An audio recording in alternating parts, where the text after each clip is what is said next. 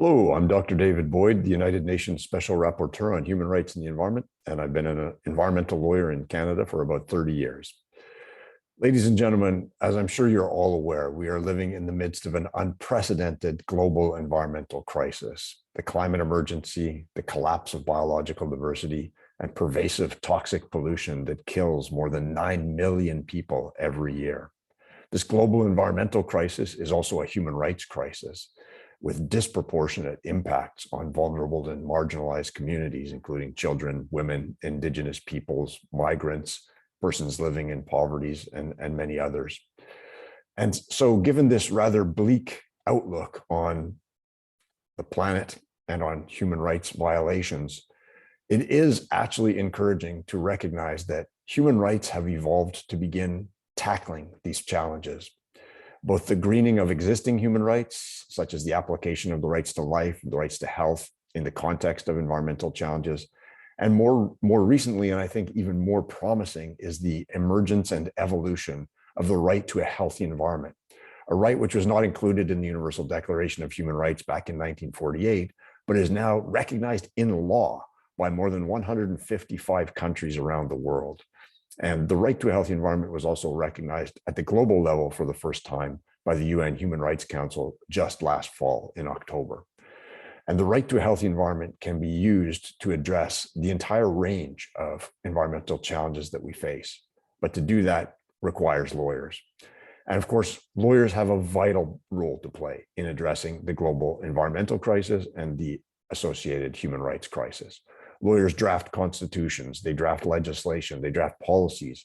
Lawyers are responsible for litigation that ensures accountability for human rights violations. And so there is an incredible amount of work being done by countless lawyers around the world to try and address these grave challenges that we face. Unfortunately, in the legal system, there are also many lawyers who are working to entrench the status quo. We're not going to deal with those lawyers today, although I wish they would change their practices in light of what I believe is a moral and ethical and professional obligation to support the kinds of rapid, systemic, and transformative changes that have been articulated as critically urgent by scientists with the Intergovernmental Panel on Climate Change, the Intergovernmental Science Policy Platform on Biodiversity and Ecosystem Services. And lawyers also play a critical role in defending the people who are defending the environment and defending human rights, people called environmental human rights defenders.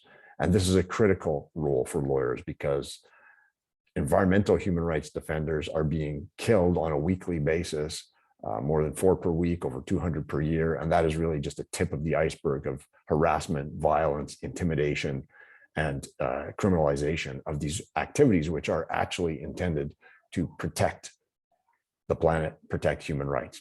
So let me just give a few examples of the types of activities lawyers are participating in and where more lawyers are needed to address, just as an example, the climate crisis. So one that I mentioned earlier is strategic litigation to advance, accelerate climate action, both in mitigation and adaptation, taking a rights-based approach, working on law reform activities, strengthening legislation or introducing legislation where it doesn't exist, providing legal assistance to Indigenous peoples and other communities who are being disproportionately affected by the climate crisis, conducting legal research and providing legal advice to community organizations, to civil society organizations, and as well, giving legal support to those who are participating in the international climate change negotiations, whether those are NGOs or small island developing states, providing pro bono legal assistance to communities that are particularly affected by the climate crisis.